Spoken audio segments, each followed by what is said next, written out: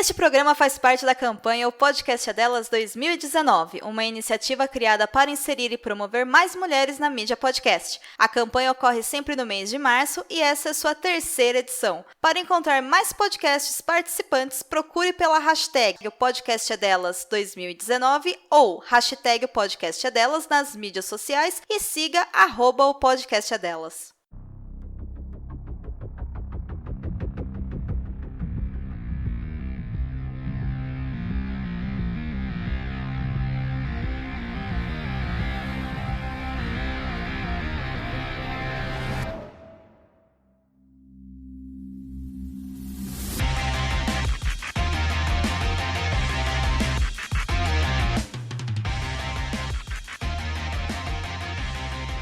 E estamos de volta com o BBcast, o seu podcast de automobilismo e outras nerds. Hoje, no episódio 22, vamos falar sobre o preview do GP do Bahrein. E aqui comigo eu tenho a Débora Santos Almeida. Olá, amigos, sejam bem-vindos ao BBcast. Bom, Rubens, se a Terra fosse plana, acredito que a pista de Sakir não teria tantas ondulações como tem. Exato, Débora. Bom, essa questão das ondulações a gente vai ver como ela reflete nas escolhas dos pneus. Contudo, antes de darmos prosseguimento ao BBcast, vamos agradecer aos apoiadores que estão contribuindo para que o projeto do Boletim do Paddock cresça e se expanda, e os apoiadores são Ricardo Bannerman, Maia Barbosa, Eliezer Teixeira, Luiz Félix, Arthur Felipe, Thiago Bullet, Rafael Celoni, Will Mesquita e Anthony Santos. Bom, Débora, como eu disse, muito obrigado aos apoiadores, eles estão contribuindo muito para o Boletim do Paddock. Vejam que a gente já está no episódio 22 do BBcast, já deu um ânimo, um up na gente de sempre gravar e editar os podcasts. Então, muito obrigado a todos os apoiadores, aqueles que estão pensando em apoiar a gente, dê uma passadinha no post do Apoia-se do Boletim do Paddock, né, Débora? Isso, é muito importante pra gente esse apoio, porque além de ser um incentivo e uma motivação a mais para que a gente continue realizando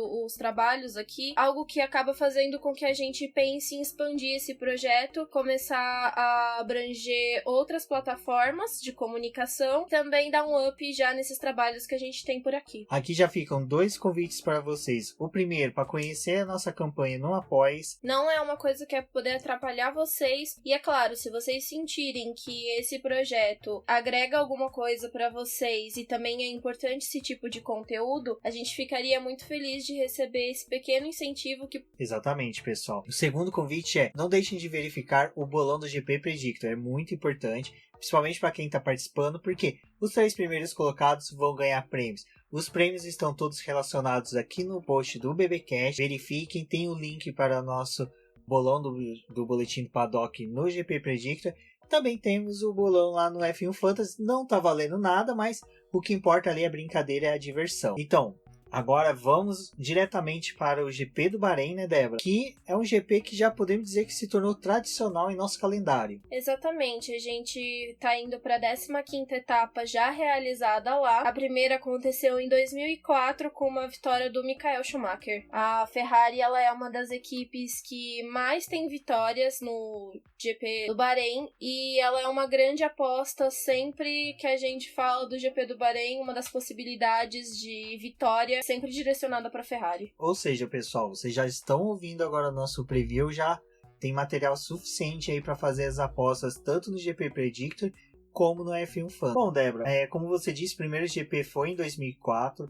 Eu vou passar agora alguns dados rapidinhos para vocês referente ao GP do Bahrein e já vamos comentando também algumas coisas. Bom, o GP do Bahrein, como a Débora disse, o primeiro foi realizado em 2004. O GP conta com 57 voltas num traçado de 5.412 metros. A melhor volta foi realizada em 2005, já no segundo GP, com 1 minuto 31 segundos e 447 centésimo pelo Pedro de la Rosa, salvo engano, pela McLaren. E o maior vencedor, né, Débora, é o Sebastian Vettel com 4 vitórias. Exatamente, Rubens, ele é o maior vencedor. A gente pode falar um pouquinho do ano passado, né, que teve a vitória dele, foi uma vitória realmente apertada por conta dos pneus. O GP do Bahrein, por conta dele ser no início da tarde e depois ele adentrar à noite, esse período que ele é realizado ainda com o sol, ele é extremamente quente. Então ele é bem degradante para os pneus. O que acaba acontecendo que a gente já tinha visto algumas vezes da melhor aposta ser realmente 2 paradas. E ano passado eles decidiram ir para uma parada, né, que foi a vitória, mas para eles poderem terminar o GP foi bem complicado, porque o pneu já estava em frangalhos, principalmente o do Vettel. Exato, Débora. E o Vettel sendo o maior vencedor com 4 vitórias, a gente tem a Ferrari como maior vencedora com 6 vitórias. Sebastian Vettel também tem o recorde de poles, com 3 poles, e a Mercedes com 5 poles, ou seja, a Mercedes ela consegue ter uma volta voadora no sábado, mas não consegue reverter isso em vitórias. Modo festa aí a gente vê que tá ativado, mas geralmente na corrida isso não resulta em ser a melhor aposta para uma vitória. Bom, os pódios, quem lidera é Kimi Raikkonen com 8 pódios, a Ferrari tem 13. Voltas na liderança, nós temos Sebastian Vettel com 231 voltas, ou seja, o Sebastian Vettel é um dos grandes favoritos à vitória no GP. Principalmente pelas características até mesmo do carro da Ferrari, que não agride muito os pneus, apesar do que aconteceu no último GP. A Ferrari também conta com 297 voltas na liderança, o que é um número bem expressivo. Bom, Débora, então agora vamos comentar sobre os pneus, né? Exatamente. Como a gente já tinha falado, a Pirelli acabou banindo aquela gama Rainbow. Agora eles só têm 3 compostos, né, que em questão de cor, que é o médio representado pelo pneu branco, o macio pela cor amarela e o super macio pelo vermelho. Dentro dessa gama eles têm 5 compostos diferentes e nessa etapa vai ser utilizado o C1, o C2 e o C3. Exatamente. O que é bacana é que no GP passado, né, Débora, no GP da Austrália, foi usado C2, C3, C4. Nesse é o C1, C2, C3. Então você vê que só vai repetir tecnicamente os C2, C3, que no passado foi um C1 e o C2. O GP do Bahrein, a gente deve ver uma resposta um pouco diferente das equipes na questão de pneus. A gente vê que a característica deles é realmente usar a goma um pouco mais dura, até por conta da durabilidade, porque sim, é uma pista que consome muito. Na escolha dos pilotos, a gente tem uma boa variação, apesar deles terem escolhido bastante super macio. A gente vê que alguns pilotos investiram em 2 médios, talvez para poder começar a corrida com super macio, mas fazer esse final de prova justamente com esse pneu que tem uma durabilidade maior. Mas a gente também vê bastante o uso dos macios. Dessas escolhas, eu acho que todos foram bem conservadores, são bem parecidas, sempre ou 1 ou 2 do pneu C1, partindo para o C2 sempre 3 ou 2. O super macio, a gente sabe que a característica dele é justamente para a volta lançada da classificação, então eles fazem uma estimativa de que eles consigam avançar, né, até o Q3 para que possa ter um pneu, para não ficar aquele tempinho guardado na garagem e só ter a chance de fazer apenas uma volta.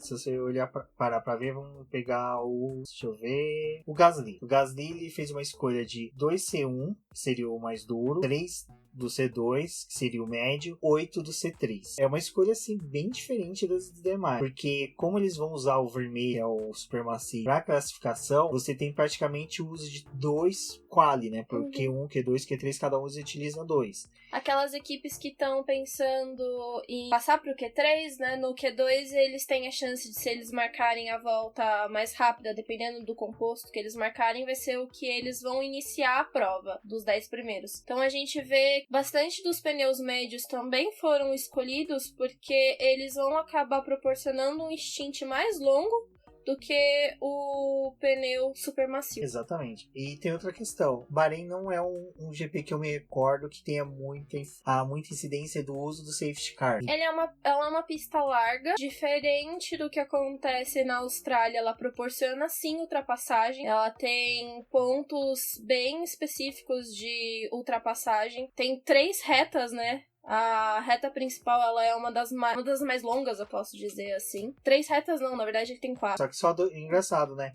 Uma pista com 4 retas, ela só tem 2 pontos de ativação de DRS. Exatamente, é uma coisa bem diferente do que a Austrália tem, né? A Austrália tem 3 pontos de... E pelo traçado, seria interessante mais pontos, porque você teria até chances de devolução de ultrapassagem. Então, eu acho que bobearam aí, viu? Acho que deveriam ter colocado mais uma zona de ativação de DRS. Sim, mas talvez isso não seja colocado porque também tem a questão do consumo dos pneus, né? No momento de ataque, o pneu acaba também sendo bem mais consumido. A gente tem a curva 10, que é a mais crítica do circuito. Ela que, geralmente, se o piloto erra, acaba perdendo muito tempo ali. Durante os treinos livres é onde a gente vê mais escapada de pista. Ela é aquela parte do setor que acaba lascando com tudo. Eu lembro, eu até fui conferir no seu preview que vai ser publicado quinta-feira, amanhã. Hoje, quarta-feira, sai o PPcast. Amanhã, quinta-feira, tem o preview, o texto da Débora no site. Dei uma olhada aqui, a curva 10 é uma indecida, né? Exatamente, indecida e para o lado esquerdo. Nossa, lembrei dela no videogame. Ela é gostosa de fazer. É uma maravilha. Você joga videogame, cara, você lembra todas as curvas. É sensacional. Recomendo para todo mundo sempre que possível. Antes da corrida, dá uma jogadinha nas pistas. Vocês vão decorar as curvas e vão entender muito do que acontece dentro da pista. A gente fala justamente dessa curva 10, né? Agora que você acabou de falar sobre o videogame, o piloto tem que entrar muito bem, porque o que acontece com os pneus é que toda a força que estava sendo direcionada por os pneus traseiros, são os que são mais consumidos nessa prova, essa força ela é devolvida para os pneus dianteiros. Então é nesse momento que, se você erra, você faz deixar pro pneu. Então ela é uma curva bem crítica do circuito. Exato. Então, e tem outra coisa. Como diz o Rafael Celoni, ela é técnica. Ela é técnica. Falando um pouquinho da parte de quando essa corrida adentra pra noite, é um momento que a gente vê nítido os sparks, né, se formando enquanto os carros estão andando, que são aquelas faíscas que ficam na traseira do carro. O legal é que é um espetáculo a mais, né? Então... Eu particularmente gosto de corridas que vão pra noite, né? Não é à toa que uma das minhas provas que eu mais gosto é Singapura. Eu gosto também do Bahrein. O Bahrein eu acho bem bacana. No videogame, é que como sempre começa um campeonato e chego em Mônaco, paro, porque, enfim, né, Mônaco é Mônaco. O Bahrein eu tive que fazer 3, 4 vezes.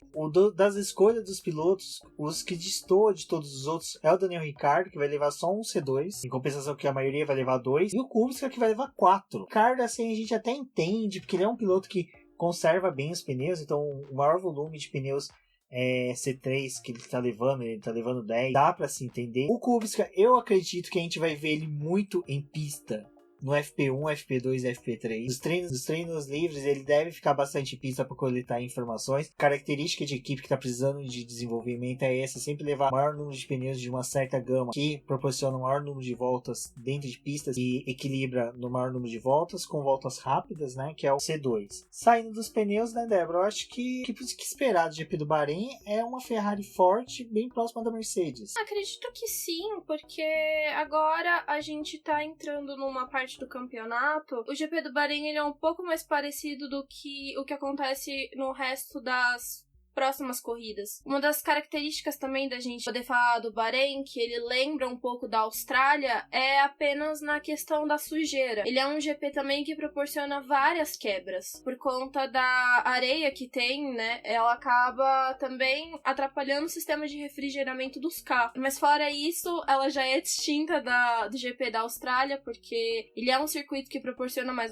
ultrapassagem. É um circuito que tem uma grande variação de setup, porque a gente tem a corrida acontecendo em 2 momentos distintos durante o dia. O que a gente pode falar é que, se vocês tiverem a oportunidade, assistam pelo menos o segundo treino livre, porque ele é o que vai te dar a melhor base pro resto do final de semana. Ele acontece no horário que a classificação vai ocorrer, a corrida também.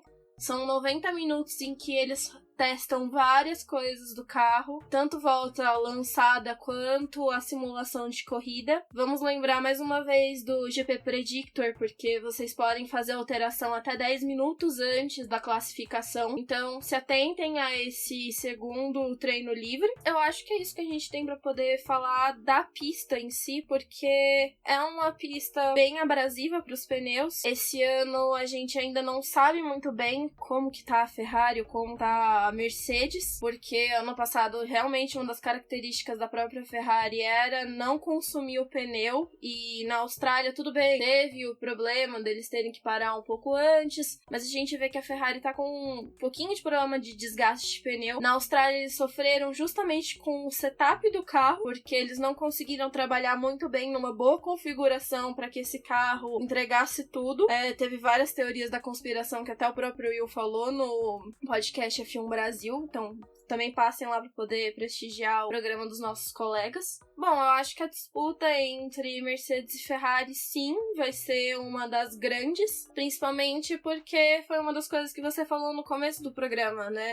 A própria Mercedes tem bastante pole, não tem tanta vitória, que é algo que a Ferrari tem, mas como a gente falava, né, no GP da Austrália, nossa, é da Ferrari, a pista da Ferrari, por mais que o Bahrein a gente considere como sendo a pista da Ferrari, a gente não pode ter tanta certeza ainda, né? Agora o GP do Bahrein vai dar um parâmetro pra gente pro resto do ano. Mesmo que há números favoráveis à Ferrari, os números estão aí pra ser batidos, né? Exatamente. Então, a Mercedes já provou várias vezes que é muito boa em quebrar recordes, né? Estamos falando de Ferrari e Mercedes. Contudo, temos a Red Bull. Red Bull, o Max Verstappen fez uma corridaça no último GP. O Gasly, excluindo as críticas dele, ele ficou preso no fundo do pelotão. Teve toda a questão da classificação ter sido horrível, em decorrência de erro da Red Bull, que lançou ele no quali no horário errado, tempo errado. Eles tiveram um time muito ruim no quali, então não foi uma falha do piloto. Então a Red Bull pode ser uma aposta. Por quê? Ano passado, o Gasly chegou em quarto lugar, com a STR, que era um motor Honda muito ruim, comparado com esse motor agora. Então, uma aposta que vocês podem ter é o seguinte: o motor Honda deve se destacar. E você falando isso, a gente também pode lembrar um pouquinho da corrida do ano passado, porque os dois carros da Red Bull ficaram fora da corrida. O Verstappen bateu e o Ricciardo acabou tendo problema, né, no carro. Então também, como a gente falou da Austrália, que era uma corrida pra Haas se redimir, que foi algo que não aconteceu, a gente pode falar que a Red Bull tem que buscar, né, uma melhora, até porque a gente tá vendo que a Toro Rosso tá forte, pelo menos ao que parece, vai dar um pouco de trabalho. E a Red Bull tá aí, né, precisando conquistar ponto, também colocar esses carros mais pra frente. Eu acho que então, gente, assim, GP do até o GP de Barcelona a gente vai ficar muito do chutômetro ainda, mas o Bahrein é uma corrida muito gostosa, os horários são maravilhosos, tem como a gente acordar um pouquinho mais cedo, assistir os treinos livres, pra quem for pro trabalho, tá ali no metrô, vai acompanhando no Twitter, redes sociais, dá pra acompanhar bacana os treinos livres. No sábado, dá pra assistir o FP3 e a classificação tranquilo.